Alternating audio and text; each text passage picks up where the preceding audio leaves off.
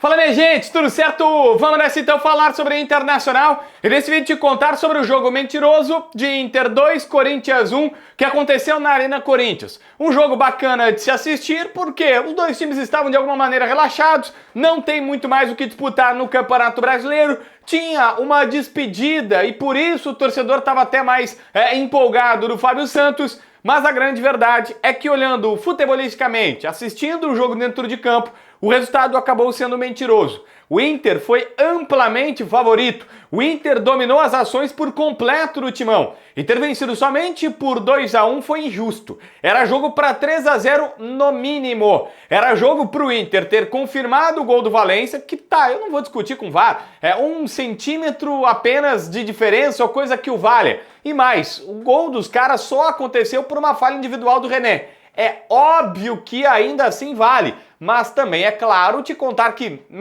não foi o Corinthians que foi muito melhor. Foi uma falha individual que acontece, e a gente vai tratar do René aqui, mas que não indica, não traduz o que foi o jogo. Meio óbvio que esse resultado dá uma expectativa, uma esperança para 2024 e é isso que a gente vai falar a partir de agora. Já tirou detalhes antes? Esse vídeo é em parceria com a galera do Aposta Ganha. Sabia que existe uma casa com todos esses nomes aqui, do Popó, o Veloso, o Dudu do Palmeiras, o Caleri do São Paulo e o JB aqui em Porto Alegre. A Luiz Chulapa tá com os caras, o sósia do Neymar é influencer deles. E eles são uma casa que estão ganhando o Brasil.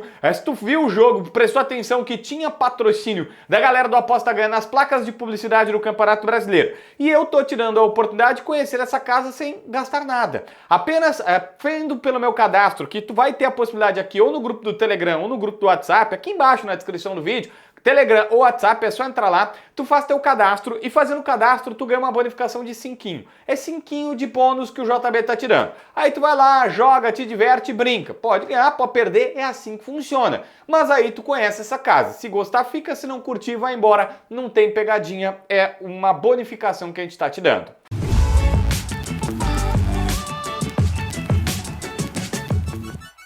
Gente, vamos lá. O resultado foi mentiroso, tá? O Inter era 3-0 no mínimo e tudo mais. Mas enfim, no duelo Kudê versus Mano, deu Kudê com sobras. E aí, cara, eu não quero entrar nessa coisa chata de que o Mano Menezes é péssimo, é horroroso e tal. O Mano Menezes, assim como o Kudê, ele tem virtudes e defeitos. O Corinthians, vou abrir uma gaveta aqui.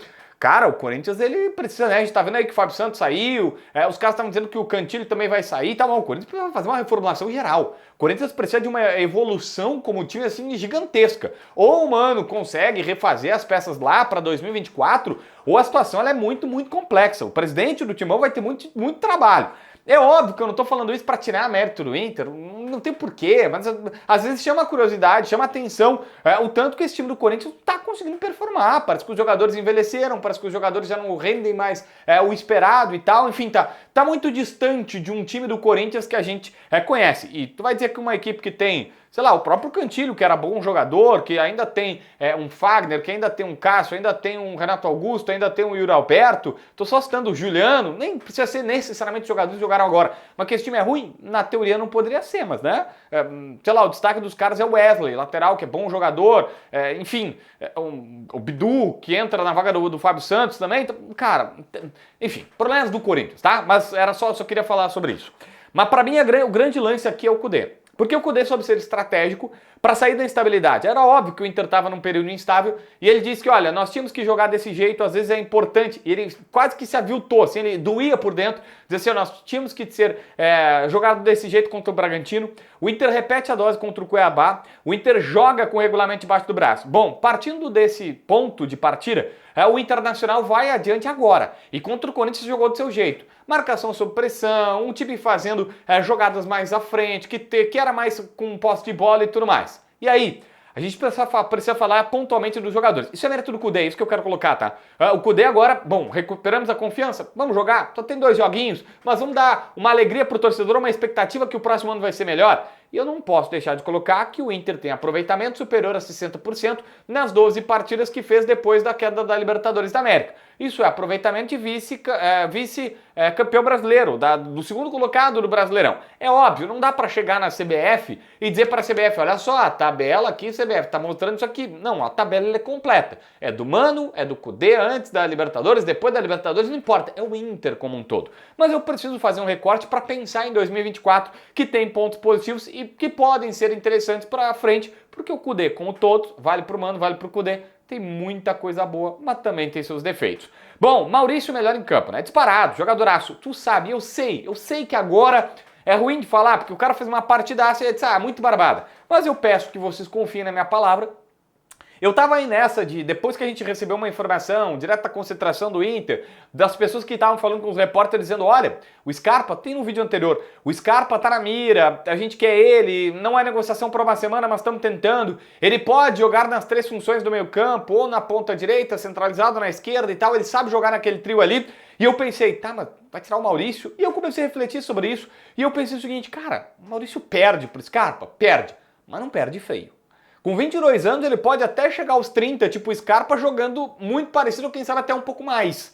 O Maurício não perde feio pro Scarpa. O Maurício ele é muito inteligente para jogar, essa é a primeira coisa que ele tem. Ele é inteligente para saber o que faz com a bola. Ele é um cara que tem o chute e ter finalização é importante, principalmente de média distância, que é uma coisa que é difícil tu encontrar, ele tem. Ele passa, ele tá bem posicionado, ele é muito bom jogador. Tem altos e baixos, mas agora tá num alto muito bom e talvez o momento mais maduro dele, inclusive para titularidade. Eu insisto, se vier o Scarpa é mais do que o Maurício. Mas, cara, que o Maurício é muito bom jogador, ele é. Bom, depois dessa segunda linha veio o Alan Patrick. Cara, o passe do Alan Patrick do segundo gol do Internacional é pornográfico. Quando ele faz aquele lançamento na meia cancha, assim, que ele dá uma fatiada na bola e ela vem. É primeiro pro Maurício, depois pro Bustos e aí chega pro Ener Valencia dividir e sobra pro Wanderson. É um passe maravilhoso. Mas no gol que foi anulado por centímetro do Ener Valencia, é o Alan Patrick que dá assistência. E o Alan Patrick voltou a fazer uma partidaça. Então, por mim, nesse pódio que eu sempre gosto de colocar aqui virtual, é o Maurício, o Alan Patrick e aí vem o Bustos. Por que eu vou colocar no Bustos? O Bustos participa ativamente dos 2 gols. O Bustos é insinuante, principalmente no ataque, porque ele teve possibilidade de ir mais para ataque. E o meu critério de desempate, porque eu tava entre ele e o Arangues, e eu já vou falar sobre a menção honrosa ao Arangues, mas é porque foi um cara que foi muito duro, principalmente com o Bustos e com o Vitão. Tem que colocar o Depena nessa ordem aqui, mas a gente sabe os problemas do Depena. Mas o Bustos e o Vitão são caras que, poxa, jogaram tanto na temporada passada e esse ano não fazem nem perto do mesmo futebol que já fizeram. E aí eu sempre fui o cara que cobrei. E recentemente eu até incluí nessa lista aí o Pedro Henrique. Dizendo, olha, o Pedro Henrique foi super bem contra o Cuiabá, mas a lista de jogos que ele tá mal é bem maior. E isso me deixa assim, eu não posso, avaliando pontualmente o jogo, a gente vai comemorar e vai dizer assim, beleza, entrou bem, mas era quase que no caso do Pedro Henrique um finalmente, né, meu filho? Porque tava devendo. E eu tenho que ser justo e dizer, o Bustos estava devendo há muito tempo e o Vitão também tá devendo há muito tempo, agora lesionado e tudo mais. Só que assim, ó, eu vou dar uma menção honrosa para ele, eu vou dar o 3º lugar para ele, na verdade, é por conta desse critério de desempate. Era um cara que precisava de uma atuação dessas, tá devendo há muito tempo, ele vem melhorando aos pouquinhos, mas eu acho que esse era um ponto que ele precisava ter esse protagonismo e jogar como há tempos não jogava.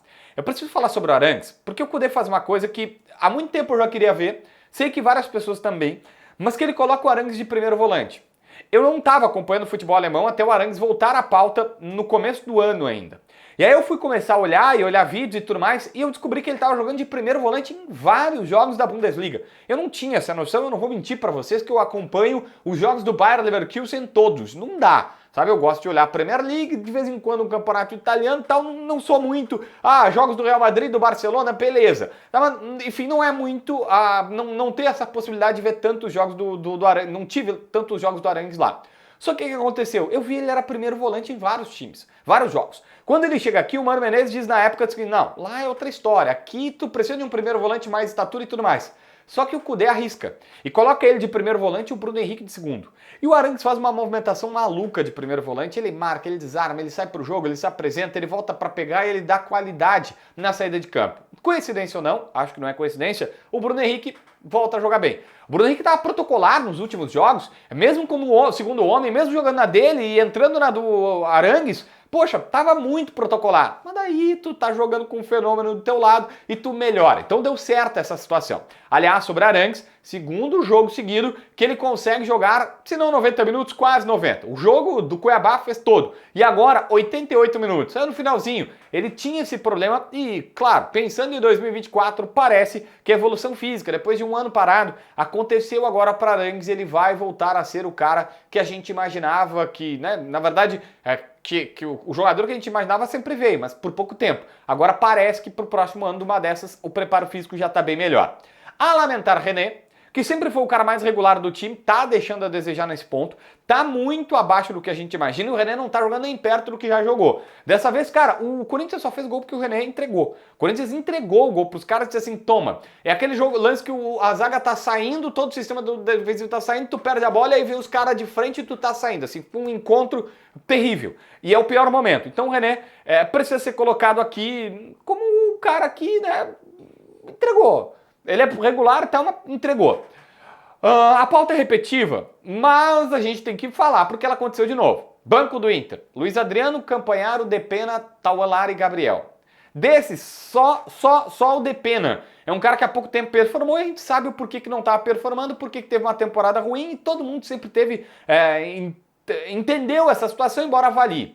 Mas assim, Luiz Adriano não está conseguindo jogar desde que voltou, o Tauelara tem suas muitas dificuldades, embora tenha ido bem de ponta esquerda no Pan-Americano, mas aqui no Inter ele teve dificuldade para jogar o que se esperava dele das categorias de base. O Gabriel nunca foi o mesmo depois da lesão. O Campanharo é um cara que entrou bem contra o Cuiabá, até acho que por isso recebeu oportunidade aqui, mas também, eu acho que ele é primeiro volante, tá? O Campanharo, se colocar ele de primeiro volante, talvez dê bom. Mas enfim, ainda é um banco que tu diz assim, cara, precisa ter mais do banco de reservas. O presidente sabe disso, o presidente Barcelos e o presidente Melo, se acabar sendo eleito. Todo mundo sabe que o Inter precisa de banco. Eu sei que a pauta é repetitiva, mas está escancarado esta necessidade. O time é bom, o banco, Inscreve no canal, assina a notificação, deixa teu like, comenta aqui embaixo para ver mais vídeos.